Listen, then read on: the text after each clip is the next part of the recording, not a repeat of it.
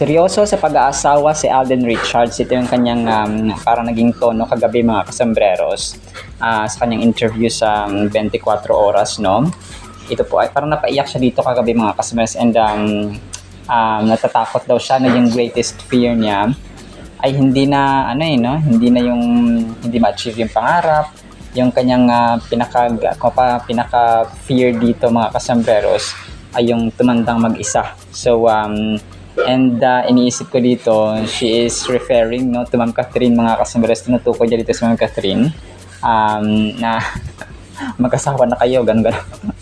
Kasi si Ma'am Catherine ayaw pa niya mag-asawa, no? But she is already 29 years old mga kasambreros, and alam naman natin na may timeline ang babae when it comes to sa panganganak, no?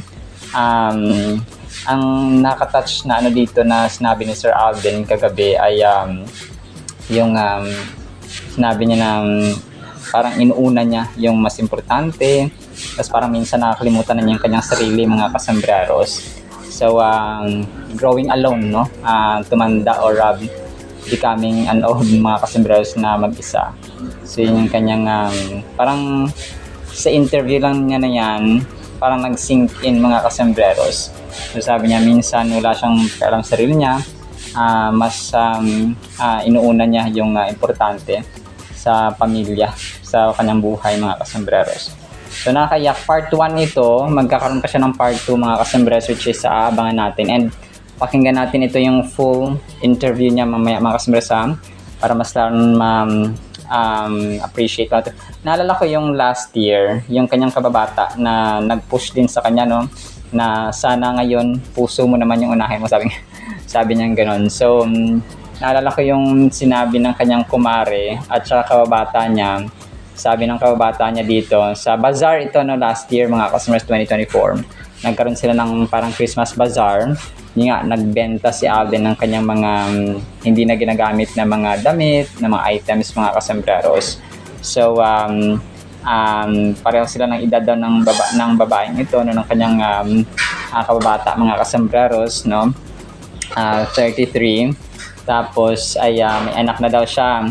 May mga anak na daw siya, no, 3, 15, 7 at saka tapos yung parang baby niya mga kasambreros, 1 year old. So 15, 7 at saka 1 year old. Tapos mamaya papangin natin ito para mas ma-appreciate din po ninyo mga kasambreros.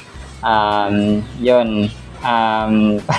parang ininggit niya si Sir Alden dito na kasi meron na siyang 3 anak, tapos parang Sir Alden naman yung kanyang inaano dito. Parang gino-joke mga kasambreros na magkaroon ng panahon sa kanyang puso mga kasambreros. So nakakatawa, nakaka-good vibes ito mamaya. So pakinggan natin mga kasambreros. Kasi dati, nalala ko, si Sir Alden gusto na magka-baby. Tapos yung Catherine ayaw pa yung interview nila doon sa may GMA Pinoy TV mga kasambreros, na kung saan ay naka-white silang dalawa na nagkukulitan mga kasambreros. So ngayon ay ito na nga, no, parang lumabas na yung fear, kinatatakutan ni Sir Alden. And hindi pa naman huli ang lahat, no. Si Sir Vic Soto nga 60 years old na. Dito lolo na nga siya, nag-asawa pa mga kasambreros, di ba? Sa lalaki walang expiration, sa babae mga kasambreros yun ang medyo talagang mas nakaka-bother, no? Kasi nga may timeline or may due date mga kasambreros ang mga babae. So pero darating talaga sa panahon yan mga kasambreros, no? Ang Kath din po ay magkakatuluyan sa bawat isa. So yun po, mamaya papakinggan natin ito. And then ito, next item natin mga kasambreros, ang cute, no, kasi dumadami yung fandom, di ba, ng Kath din mga kasambreros sa Facebook page. Pinipili ko na lang talaga mga kasambreros yung i-feature ko dito kasi sobrang dami.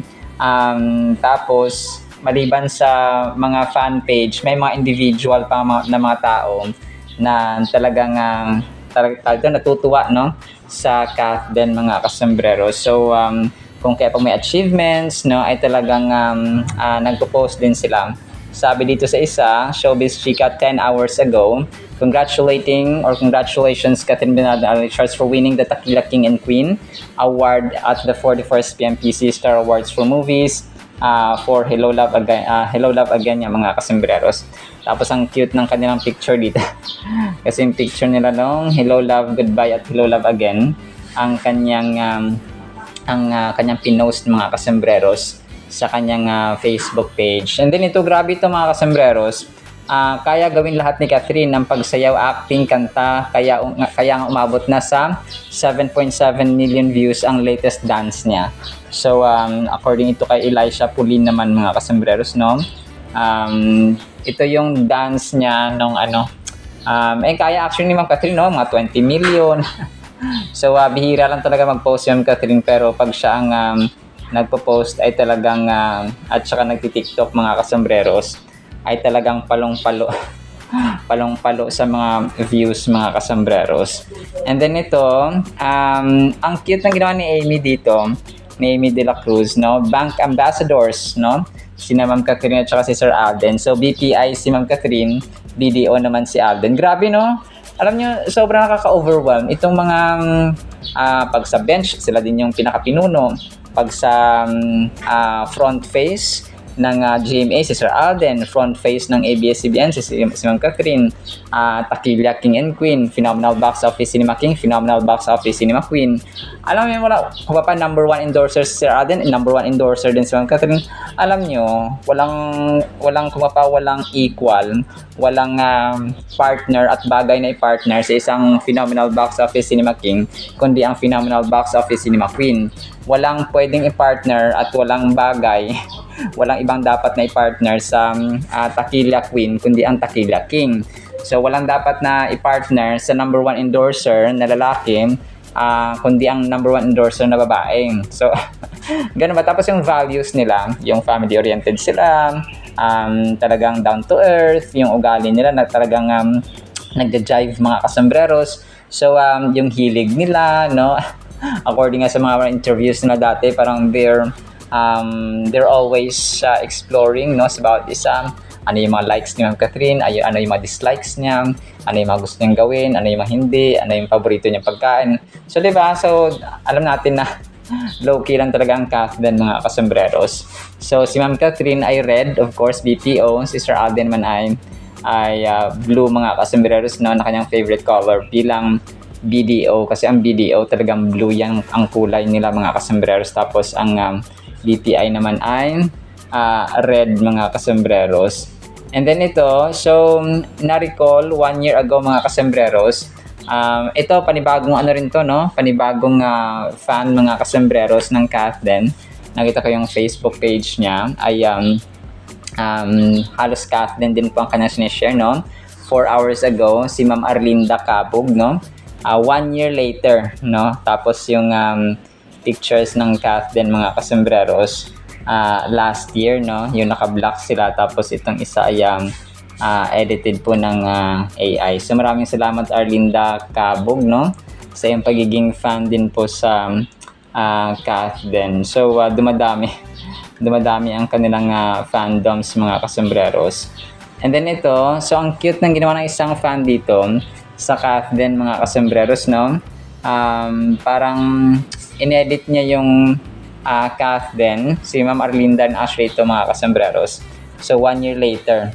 So tapos naka-denim jeans ang Catherine, nakatitig sila sa left side mga kasembreros. Pero ito po ay AI generated lamang po, no? Mga kasembreros and mga Catherine-atics. Tapos ito, ang ganda ng shot dito ni Ma'am Catherine mga kasembreros, no? Para siyang nakatango or hindi, para nakayuko ng konti. Tapos pinicturean siya mga kasembreros, no? Medyo bata-bata pa si Ma'am Catherine dito sa anggulo na ito mga kasembreros. If I'm not mistaken, 2022 or 2023 or 2021 mga kasembreros. So sobrang ganda no ni Ma'am Catherine mga kasembreros. This was posted by Kimberly De Los Santos, no? My favorite girl, Catherine Bernardo.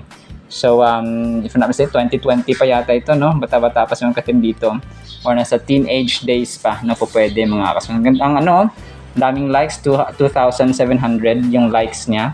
One day ago lang mga kasembreros, grabe. Iba talaga yung impact ni Phenomenal Box Office Cinema Queen mga kasembreros. And then ito, ang cute ni ang cute ng kumpare ni Alden kasi di ba marami sila. So ibang picture ito na na-flash ko kahapon mga kasembreros no, dun sa 41st PMPC Star Wars for Movies naman ito. Si Ken ng Ken Creative Designs kasama ang mga tropa pips niya. So marami pala silang pumunta doon mga kasembreros, no? Naka-black sila tapos si Ken lang ang naka-green. So ang kulit lang, no? Full support si ano. Hindi ko alam kung meron siyang, kasi si Sir Louis Ignacio, parang sinsupport niya rin.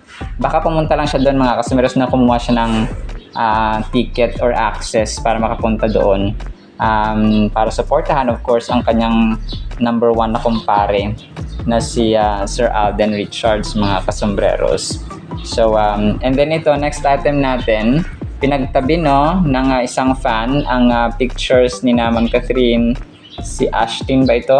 Tapos si Fiang, tapos si Caprice. Hindi ko lang alam kung sino itong dalawa. Si Caprice lang tsaka si Caprice at saka si Ashtin at saka si hindi ko lang kung si ito ha, correct me if I'm wrong, yung isa dito na naka-blue sa baba, nakatabi ni Caprice, si Fiang ba ito, mga kasombreros no, na sobrang sikat din po. So number 1 si Ma'am Catherine, like sign kay Ma'am Catherine, heart naman kay Ashtin, tapos si Caprice ay heart na may emoji, tapos wow naman si Fiang mga kasombreros. So hindi ko alam kung bakit like lang ang kay Ma'am Catherine mga kasos.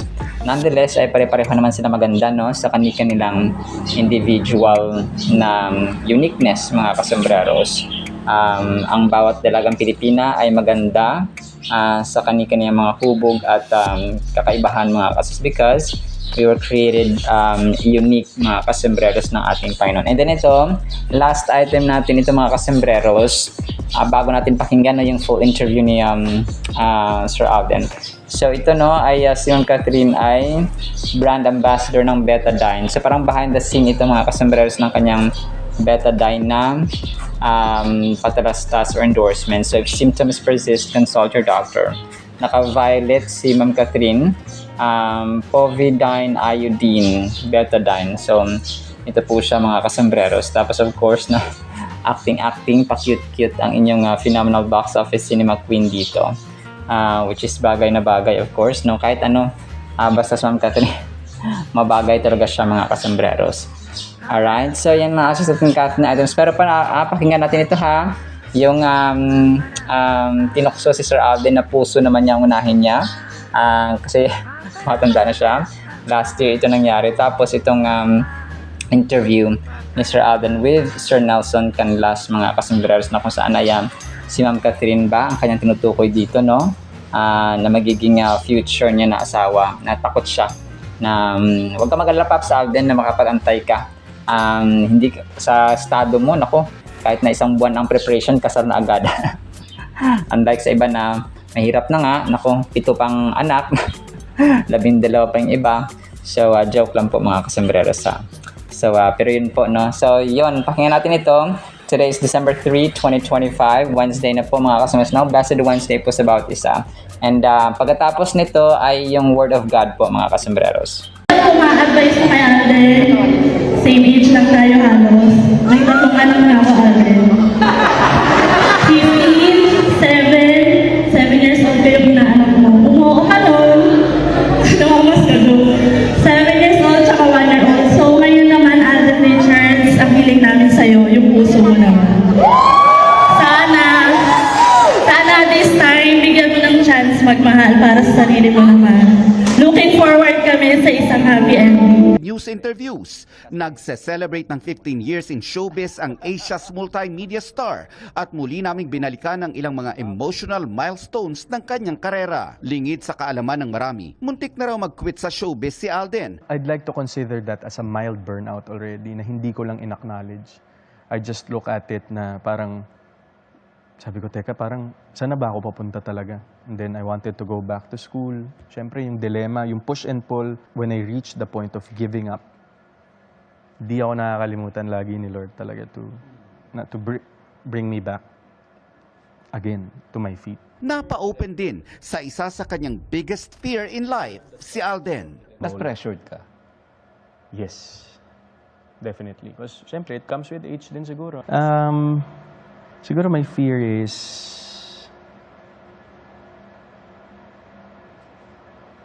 Wow. I might grow old alone.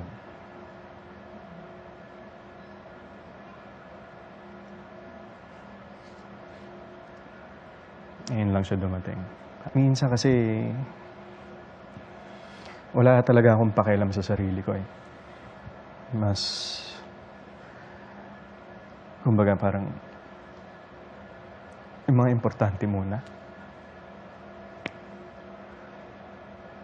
So, yun na, parang, ngayon lang siya dumating actually, sa akin. Just now, when I said it. That's my fear. I might grow old alone. And I don't want that to happen. Sa buhay naman, parang, we all get what we deserve. You reap what you sow. Pagmamahal at pasasalamat, mas marami pang emosyonal na tagpo. I think that's my mission. Doon ako na-fuel to, yung, like whatever it is that I'm feeling, gusto ko na si-share ko siya. Ayoko siyang sinasarili.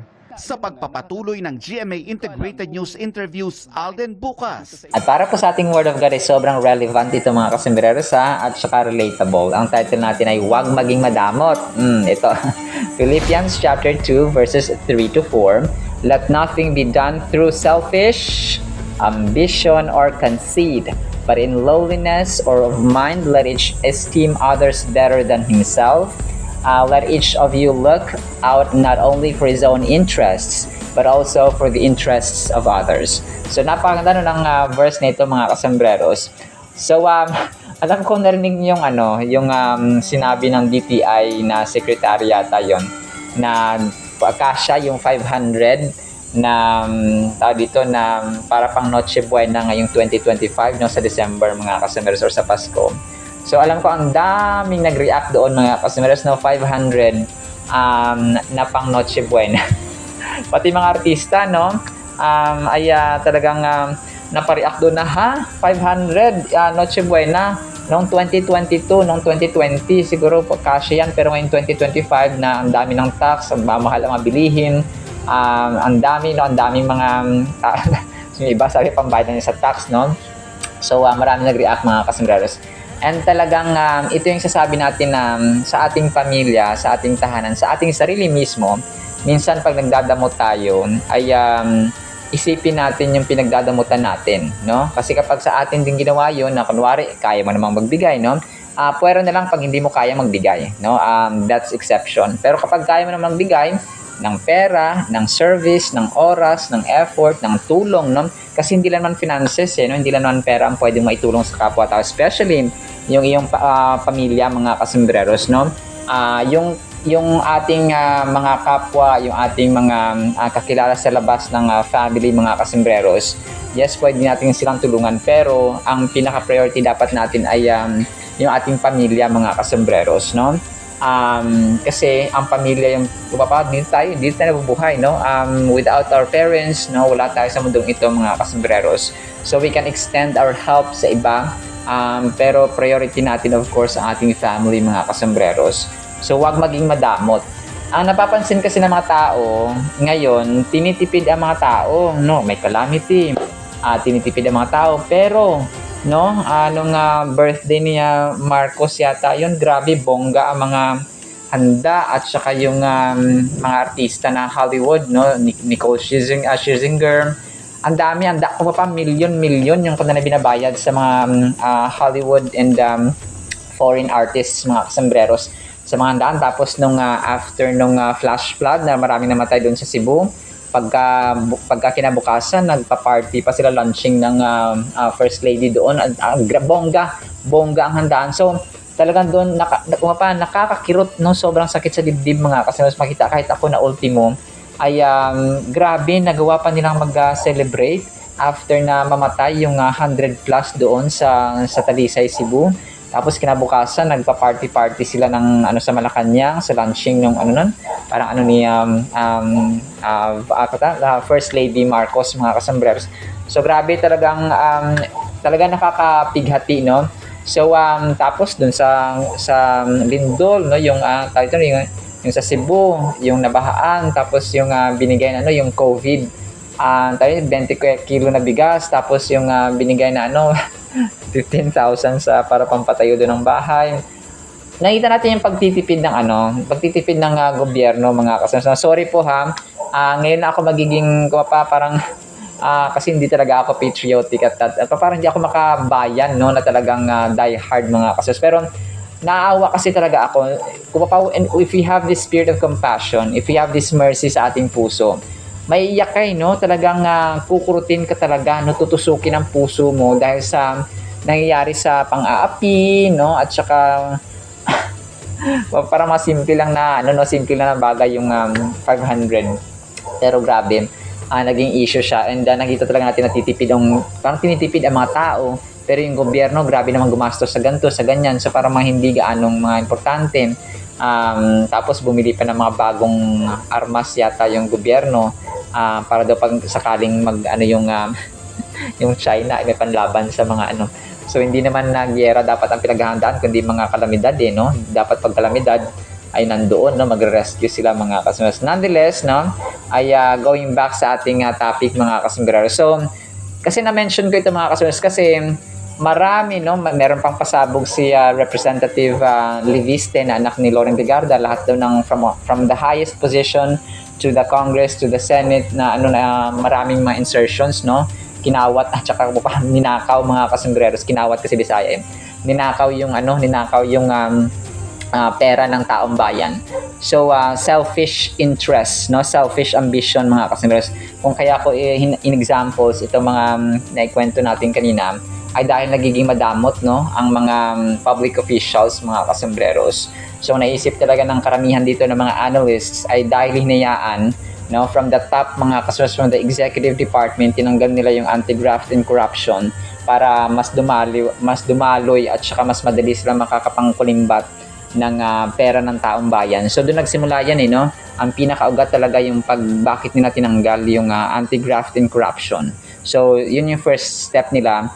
Kumbaga pa, nagkaroon na ng butas, nagkaroon na ng pinto, nagkaroon na ng gate na malaki. So lahat nakapasok, mga kasambreros, na insertions sa pagnanakaw ng ng pera ng taong bayan. And worst ang nangyari, no? Kasi talagang yung mga flood control projects, imbis na matitibay, ay hindi pa nila tinapos, naging ghost pa yung iba. Kasi nga kinawat na nila at saka ninakaw ang pera, mga kasambreros. So dito na, sa church sa Philippi, sabi nito ni Apostle Paul, let nothing be done through selfish ambition or conceit. So, but in lowliness, no, of mind. So, din pala, no, sabi ni Representative Leviste, na anak ni Loren Legarda, si Vice President Sara Duterte lang, or Office of the Vice President lang yung walang na-insert na pera doon. And grabe, no, talagang God bless si VP Sara. So, hindi po ako nakakampanya, ha.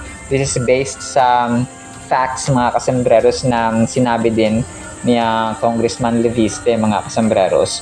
So talagang napapatunayan kung sino ang mga huwad at tunay na mga public servants, mga kasambreros, sa mga nangyayari sa bansa. Kung parang nagiging eye-opener, no, ang lahat-lahat ng nangyayari sa ating bansa, kung sino talaga yung tunay na may malasakit, no, sino yung mga walang talagang malasakit, at saka self-interests na lang yung kanilang iniisip, mga kasambreros, kagaya nga sa nasabi dito sa ating verse, mga kasambreros.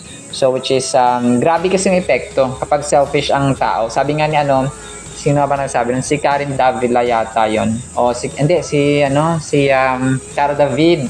Sabi niya, kapag ang tao, kunwari may 10 pirasong tinapay, tapos isa-isang kukuha, yung 10 tao lahat makakatikim. Pero kapag yung isang tao kinuha niya lahat ng 10, magugutom na yung iba. So yun ang sabi niya, Cara David, mga kasambreros, which is very true, na yun, dahil sa selfish interest, dahil sa kasakiman, dahil sa walang katapusan at parang wala silang kabusugan, mga kasambreros, no? Avaricious sila, mga kasambreros, and greedy. when it comes to pera ng taong bayan, mga kasambero. So, ang laking epekto, ang laking dagok, ang daming namatay. So, yun talaga yung pinaka-concern natin dito, na ang daming naapektuhan, especially yung mga talagang nababahaan, no? At saka, hindi lang yun, namamatay talaga mga kasambreros dahil sa sobrang disaster, mga kasambreros, at damage na nangyayari, especially sa Cebu nga, mga kasambreros. So, kapag sa atin din sa buhay natin, kapag nangiral itong selfish ambition, self-interest natin, ay dilubyo, no, kahit sa pamilya, mga kasambreros, especially, no, kunwari yung anak mo na isa ay kinuha yung gamit na isa kasi nga selfish siya, tapos hindi nagpapahiram yung isa, di ba, nag-aaway yung magkapatid, mga kasambreros, dahil sa ganoon lang, no, laruan, madamot, no, kung kaya wag tayong dapat maging madamot, mga kasambreros. So the passage begins with a strong admonition against selfish ambition and vain conceit. The phrase "nothing out of selfish ambition" challenges us to examine our motives. Are our actions driven by a desire to elevate ourselves, or are they grounded in genuine concern for others? Paul contrasts this with call to, in humility, value others above yourself. So, yun, talagang humility. Kasi kapag walang humility, yung magiging niyan, mga kasambreros, is yung sarili nila, kasi gusto nila magkaroon ng maraming pera, mamahaling mga gamit. So, magiging selfish sila, mga kasambreros, no? Kung kaya yung hindi sa kanila, kukunin pa nila para ipagyabang, mga kasambreros, because there is no humility. So, marami, no, ang gusto pa ni Paul dito sa atin ay magkaroon tayo ng wag nating titingnan na masyado tayong kaimportante yung sarili natin, mga kasambreros, but let's consider other people as more important than ourselves. Kasi dun papasok, di ba, ang second commandment na love your neighbor as you love yourselves, mga kasambreros. So, pinakauna nga dito ang Diyos, no, na dapat mahalin natin ang buong puso, lakas, kaluluwa at isipan. So, pangalawa ang ating kapwa-tao, gaya nating sarili. So, sa final thought natin, kailangan natin ng team effort din, mga kasambreros, especially sa ating pamilya. Kasi sa ating pamilya, magmumula talaga lahat, no? Yung mga anak natin, kapatid natin, magulang natin. So, we should be humble, no? Kailangan idamit natin yung humility. And then yung counting others, no, as important as ourselves, or more important than ourselves, mga kasambreros. So, doon lang magsisimula yung tunay na pagbabago, yung harmonious relationship, yung peaceful at saka loving na relationship, kapag ang bawat isa ay kinoconsider nila hindi yung selfish interest, yung pagiging madamot, kundi yung pagiging mapagbigay, mga kasambreros, sa bawat isa. Alright, salamat sa ating Word of God, ha? No, pagpalaan po tayo ng pag-ibig, pananampalataya, pag-asa, humility, no? Counting others more important than ourselves. In Jesus' mighty name we pray. Amen and amen. See you sa next segment, mga kasambreros, and paalam po.